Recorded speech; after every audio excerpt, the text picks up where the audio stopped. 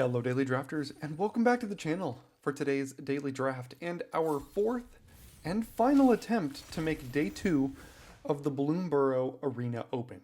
So we're diving right in. This is a pre-recorded sealed run from last weekend when I attempted to make day 2 of the Arena Open, and hopefully in our last run today we'll achieve to do that.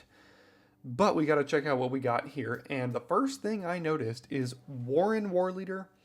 Season of the Bold, I wouldn't necessarily say is like too much of a bomb, but I mean, it's a good card. Warren Warleader and Whiskervale Forerunner are probably going to convince me to play white here, especially with my rares. But I'm going to go ahead and take a look through the pool here and see what we can't do. Green is unfortunately looking a little underpowered in this pool. We do have a couple of frogs though. Now, one thing is that black is once again looking pretty good. For those of you that didn't watch the first 3 runs of this, the first 2 we ended up with effectively 0 removal spells in our deck, and boy did we feel it most of those games that we played there. So I'm still reeling from that a little bit and wanting to do whatever I can to include at least some removal spells here, but I'm throwing in all the white cards that can really work in a red-white deck and seeing a lot of good aggressive red cards. We do have 2 Take Out the Trash, which is pretty good. And then there's Balin the Haymaker here, which would require us to splash, and aggressive red-white decks usually don't want to be doing that. But, I mean, this right here is already exactly 40 cards if I decided to run 17 lands here. There's a Coruscation Mage that I could throw in. There's a Sazakap's Brew, a Waxwane Witness. Dawn's Truce isn't really worth the non-creature spot, I wouldn't think. But so what red-white gives me here is Season of the Bold and double Take Out the Trash. And honestly, not much more. There's a Blacksmith's Talent, which is okay. There's a Blooming Blast, which is fine, but like not great. So we've got the Forerunner and we've got the Warleader, but like outside of that, the red doesn't offer a ton. So I go ahead and build out this red-white deck here, cut it down to 40 cards, and then I want to see if I can include any of this black removal in here for a moment. So I want to see what a black-white deck would look like, because we do have the Waxwane Witness as well as the Starscape Cleric, Glide Dive Duo. We've got some decent cards in black-white as well. And I go ahead and build this out to see what this looks like. And now it gives me a couple more creatures. I still have the Forerunner and the Warleader. Got a lot of 2s. It gives me a little bit more removal, some catch-all removal with Nocturnal Hunger here, Feed the Cycle. Savor's a great card as well. Starscape Cleric with the double Agate Blade Assassin goes well as well with the Waxwane Witness. You know, there's some decent playables here as well. I think this is a close call between red-white and black-white here, and it depends on how interested in removal I am. And this is where I start this run with this black-white deck. Now, you'll see I instantly regret that.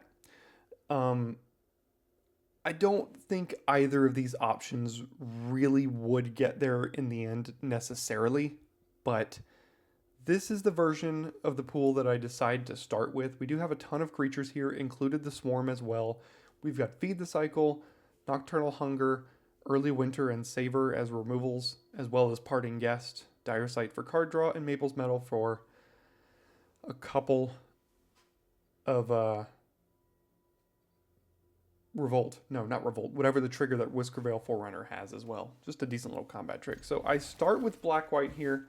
And we'll see what we can't get done with this this black-white version. We do have double Life Creed Duo as well. So I figured, you know, the life gain accompanied by the flyers, accompanied by the removal, I thought we could really get something done here. So this is where I decided to start running. And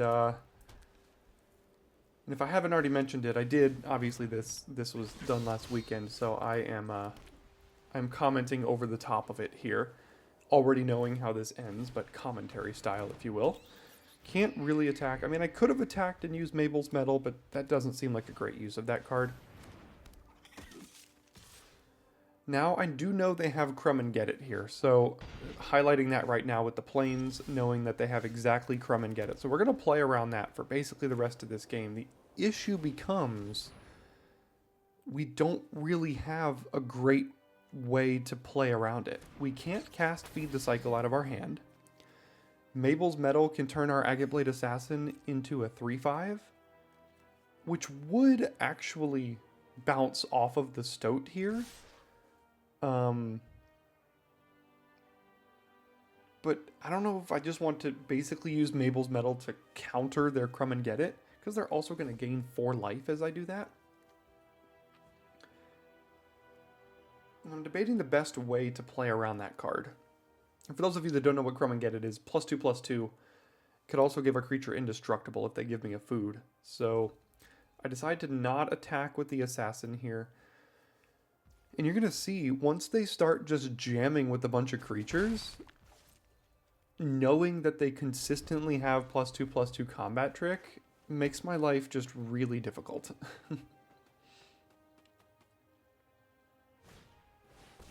Again, still leaving it up here. And if they cast it, the Bark Knuckle Boxer does get indestructible, so I can't block the Bark Knuckle Boxer here.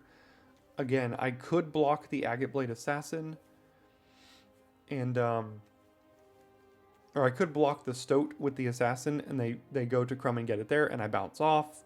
Is that how I want to use this? Probably not. I'm really just... It's a weird spot to be in when you know exactly what they have, and you still can't do anything about it. That's how good Crumb and Get It is as a combat trick. So we take 5 here and go to 13.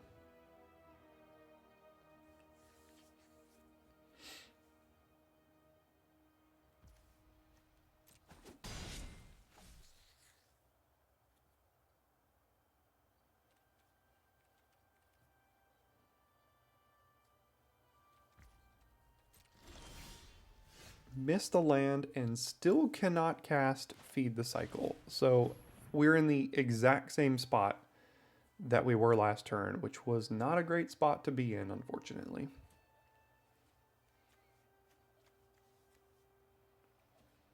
And I just don't know how to maximize this Mabel's Medal to counteract their Crumb and Get It here. It's just such a demoralizing feeling knowing that you know exactly what's in their hand and you can't do a darn thing about it.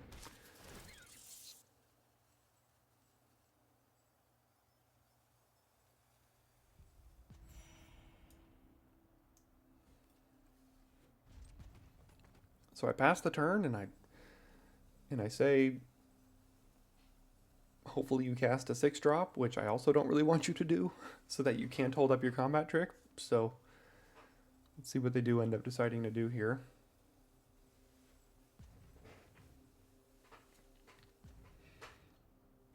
They decide to hold priority for a while, is what they decide to do for a moment.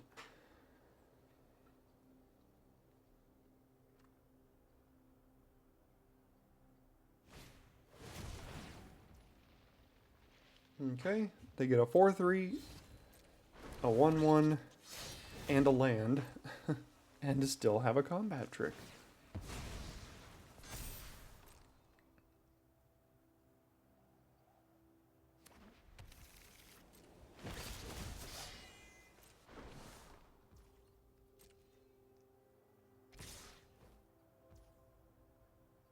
Again, because the Stoat has lifelink, that's what makes this the worst. I mean, I could block with Assassin and something else, but they could even give it indestructible.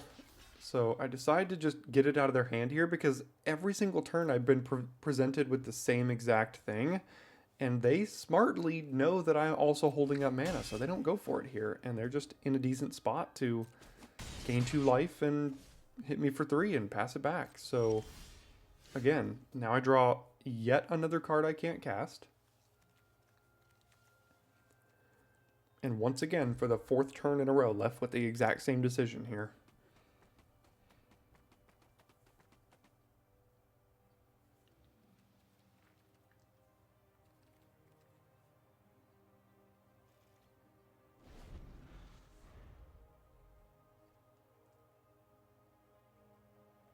And it's my life total is getting dangerously low to the point that I kind of have to consider, like, they can just use +2/+2 on an unblocked creature to kill me. So I have to be careful about that.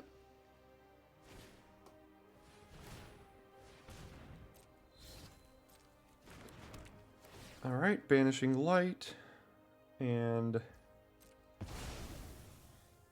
still holding up their trick here.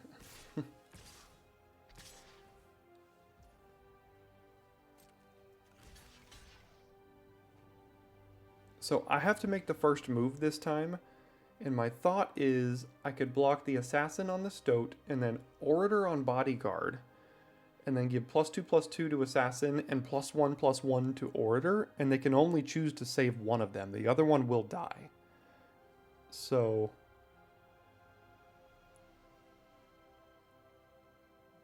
that is my thought here. Now, it doesn't leave me in a great spot. But at least it plays around it slightly.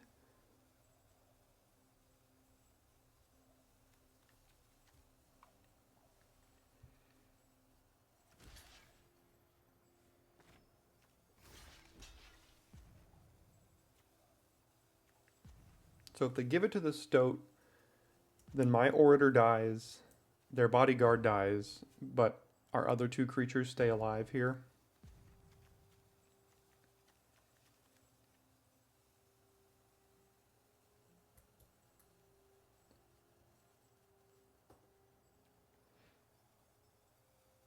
And if they give it to the Bodyguard, but the issue is I have to act first. So they know what I'm going to be doing here. But I kind of have to do it, so.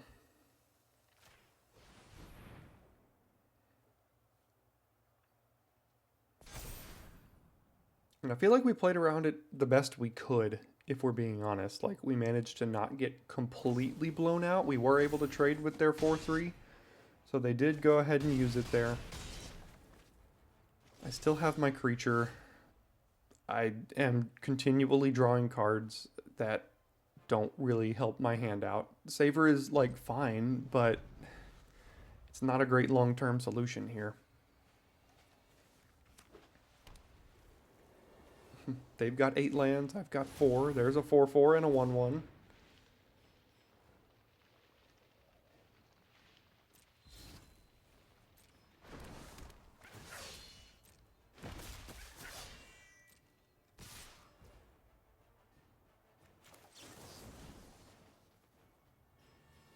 I don't care too much about the lifelink of the Stoat at this point, so I go ahead and kill the Boxer. And then I have to decide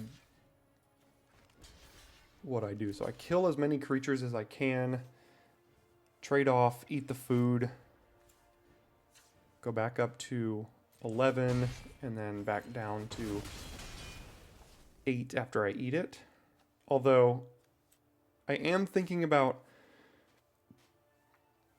using Feed the Cycle to kill the Rust Shield Rampager, but I have enough cards in my graveyard now that I could just do that. And that's basically what I have to do now, because it's effectively unblocked. So go ahead and get 3 cards out of the yard, kill their big creature. They've got attacks again next turn, so they can attack with at least 2 of their creatures. And there is quite the top deck.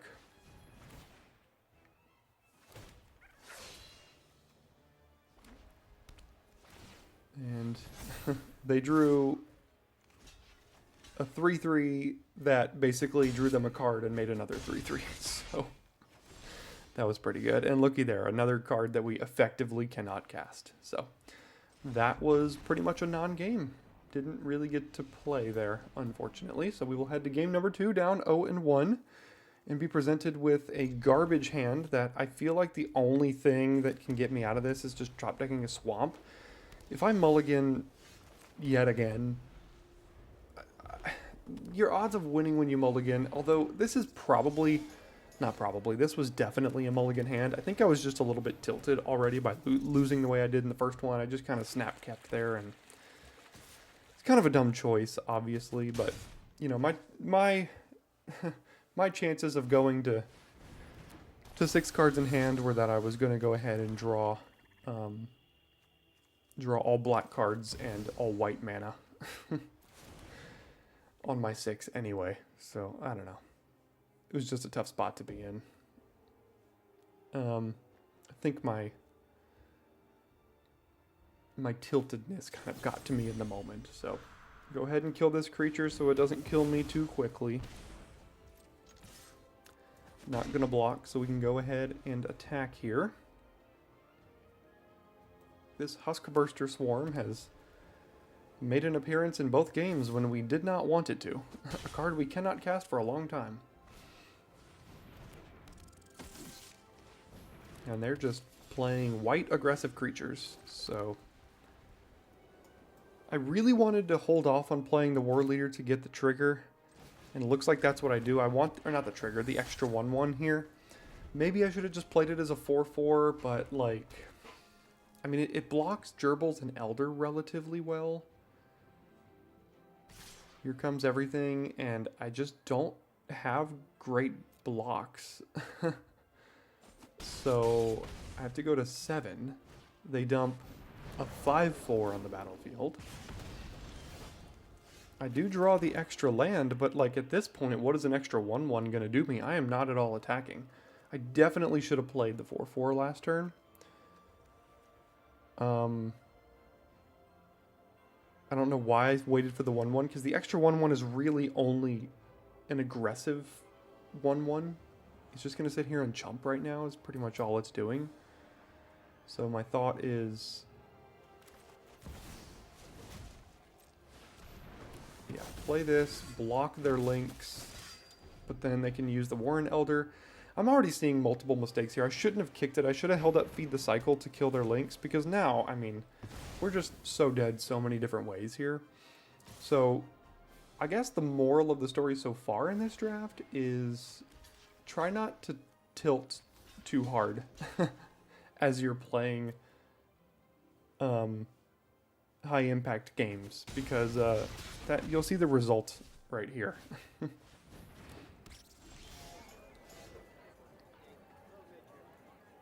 I should have played the 4/4 the previous turn, held back their creatures, and then the next turn I would have played Agate Blade Assassin and fed the cycle on the links, and it would have been dead, and I could have actually been at like a reasonable life total.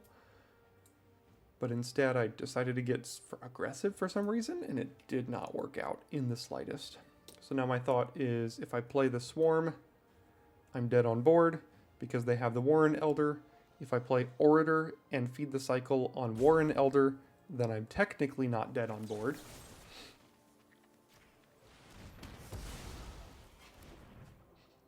And then I have no idea why I chose to not forage out of the graveyard. So this game, out of all of the runs that I've done so far in the Arena Open, this being the 4th run, this game is like embarrassingly bad to watch. I mean, I think we were losing had I made just 1 or 2 of those mistakes, but instead I made like 5 of them, and it was just horrible. So what's the worst that can happen if I go back to red-white here for game number 3?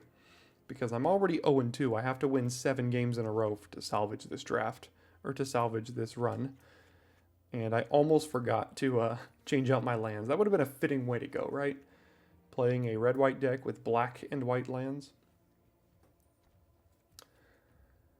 So, changing the deck back to red-white, seeing if we can have any better of a chance here. And this is where we end up. So, playing 17 lands. We got some mana sinks. And we will instantly mulligan that first hand. I don't know why. I didn't even get the chance to see what it was. But I'm assuming it wasn't good enough.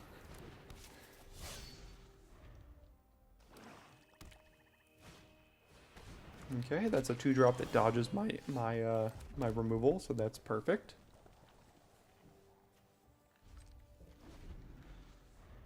Not a ton of 2-drops in the format that do, but that one does.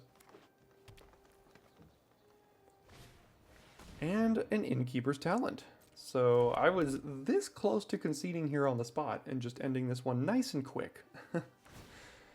Because Innkeeper's Talent is a stupid card.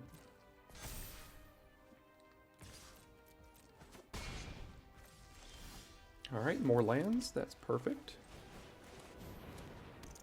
Get in for 1 because we're not blocking. We have to take 4 next turn.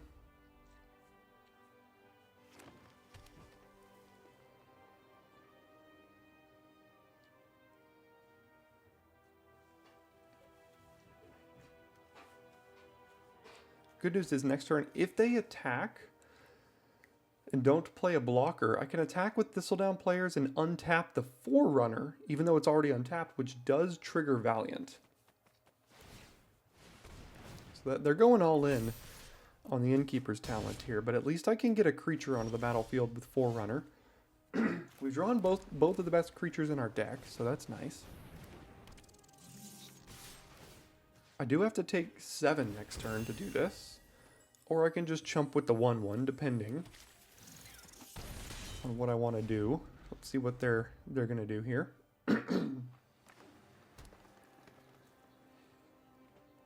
I'm hoping that I can cheese out a win here with the Warren War Leader +1/+1 to the whole team kind of thing. But they have to leave themselves pretty open for that to work.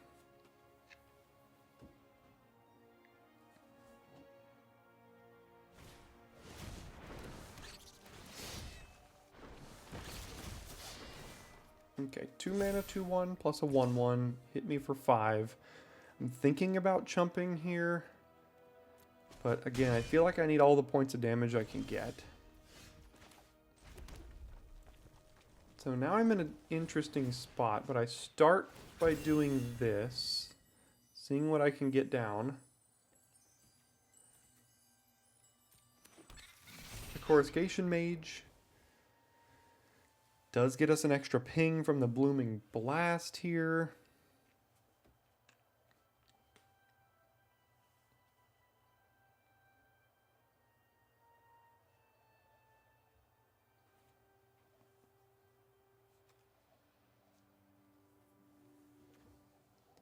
So playing the War Leader gives my creatures +1/+1 on attacks, which only really benefits like the Forerunner this turn. The Thistledown players would still trade for their bodyguard. So I don't know if that's what I want to do.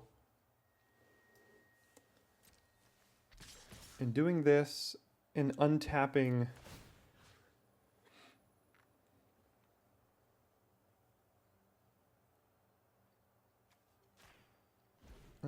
itself and seeing if they go for the double block on the Forerunner. If they do, I can Blooming Blast here and then eat both their creatures.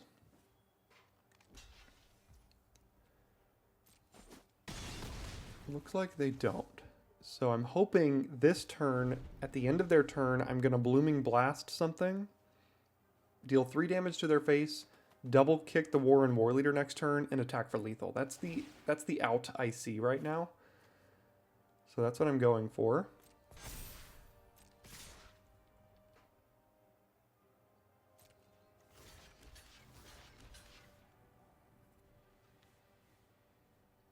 I'm trying to play conservative and not block the 5, or block the 5/6 so I don't die to a random combat trick here. That would be wildly unfortunate.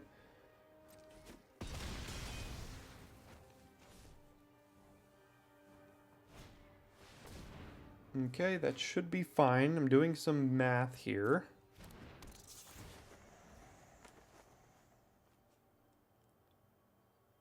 So I pretty much have to win next turn, so I go ahead and Choose to take the 3 life.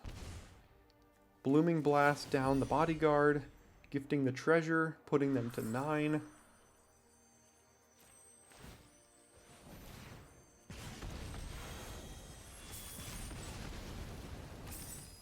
They also go to 8 because of the mage here. And then I think double kicking War Leader is probably going to get this done. I'm doing the math on Mabel's Medal, if there's a way that that kills them as well. And I don't think that does it. In fact, I think that puts them to 1 if they choose to block the Forerunner. But I could also not kick the War Leader. By kick, I mean put its offspring on the battlefield. And then do Mabel's Medal. That should be lethal. That's what I'm seeing right now here, post commentary.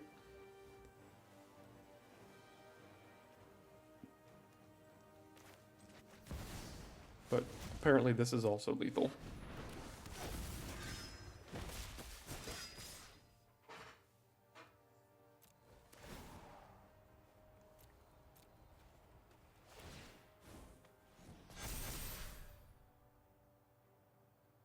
And I messed it up because it's not lethal, but they also messed up. They should have blocked the Forerunner there and chumped, and then they would have gone to 1. So they wouldn't have won. I did have lethal on board, though. If I had just played the creature without offspring and then used Mabel's Medal on whatever they didn't block, I would have had it. So, you know, a little bit of a punt as far as they had an out to stay alive, but I technically did have lethal to get the win there. So we did get the win. We're at 1 and 2. We need 6 more here in a row. So let's see if we can get it. Kept the hand. It was definitely a sketchy hand to keep. The rabbit response is not great to have in your opener. We just got a 1-2, and we don't have anything else till 4 and 5, so it is a bit suspect. But we do now have Forerunner on 4 now.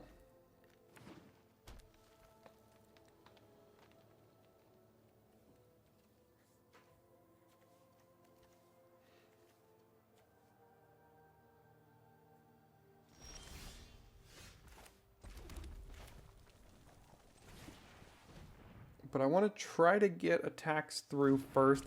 I think this is wrong. I don't know why I went with Talent over Forerunner here. I mean, I have attacks with the Warren Guard now that I have a token. But I should have played the Forerunner and then next turn done Talent, triggered it onto the Forerunner, got a trigger off of that as well. So should have played my creature. I don't know exactly why. I just got a little ahead of myself there.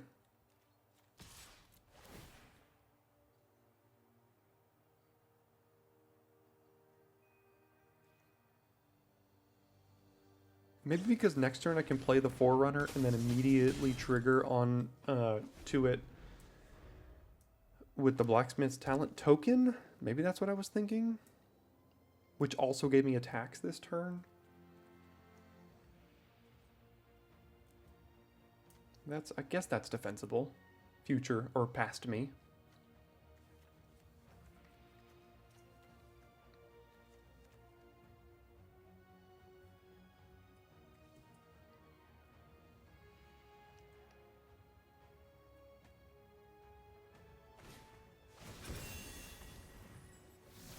Okay, down goes our Warren Guard. We get a fish.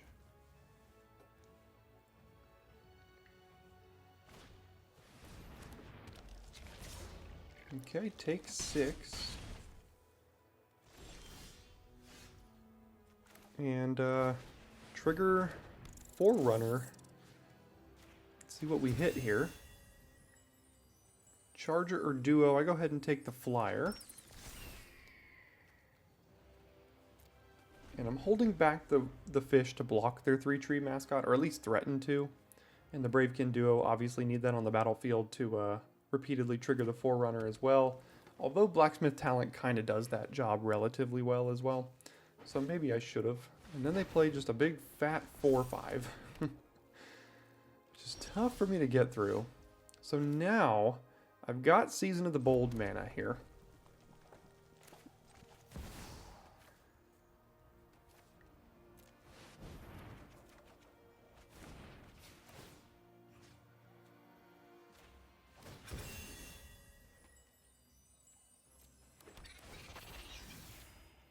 And now next turn, we play the land, and then we've got Blooming Blast, which can deal 4 to something because of our little emblem over here. And then Rabbit Response, which can deal 2 more. And now they're just playing big fat creatures, along with the stupid Hunter's Talent. So our biggest creature's gone. We got nothing but 1/1s and 2/2s now. So played a big creature and removed my creatures, and now I'm facing down 13 points of damage here.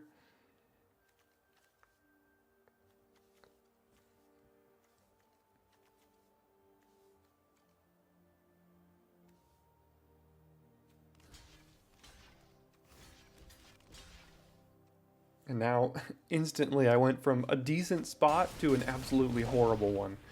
And I'm really stuck with what I can do here on this turn, because if I kill the Veteran Guard Mouse, I'm facing down a 5/5 trample because of an upgraded Hunter's Talent. And if I kill the Junkblade Bruiser, it costs my entire turn. I have to cast Rabbit Response to do it. And their Veteran Guard Mouse is going to be a 4/4 First Striker. So I'm not left with great options really at all. Trying to see if they really even remotely care about the treasure here. Cost them 6 mana to upgrade, so even if they top deck a land, the treasure won't matter.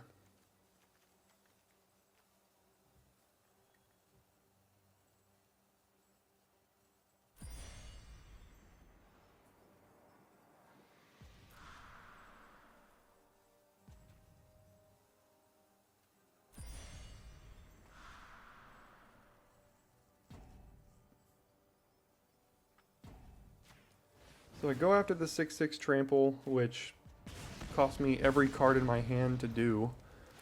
Or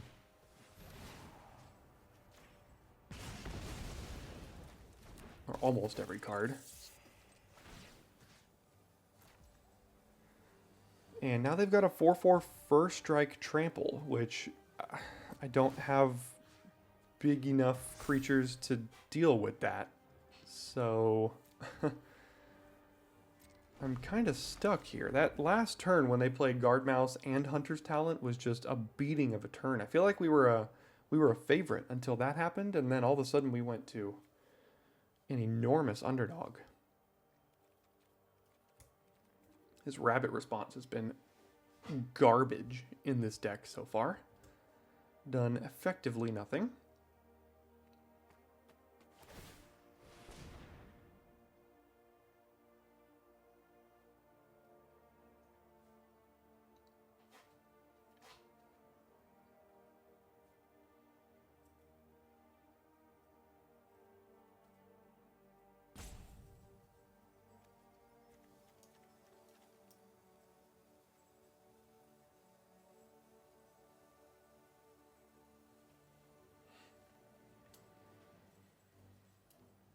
I could technically deal 8 to them next turn, but 8 is not 14.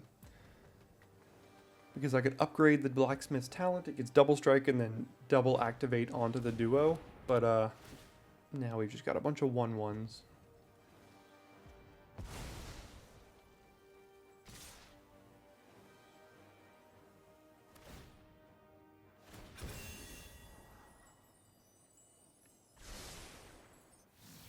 Okay, I take 5 because if I don't block this way, I die.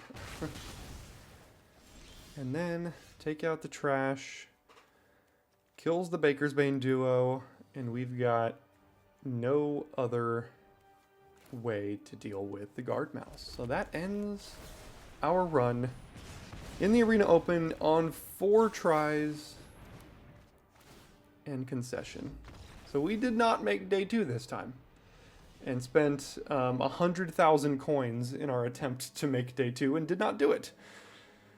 That is the brutal reality of the Arena Opens nowadays. They cost a fortune to enter and unfortunately don't really reward you unless you get there. So we'll see how many more of these I'll be doing in the future. My goal would be, I would love to make day 2 and cash a couple of times if I could possibly get there.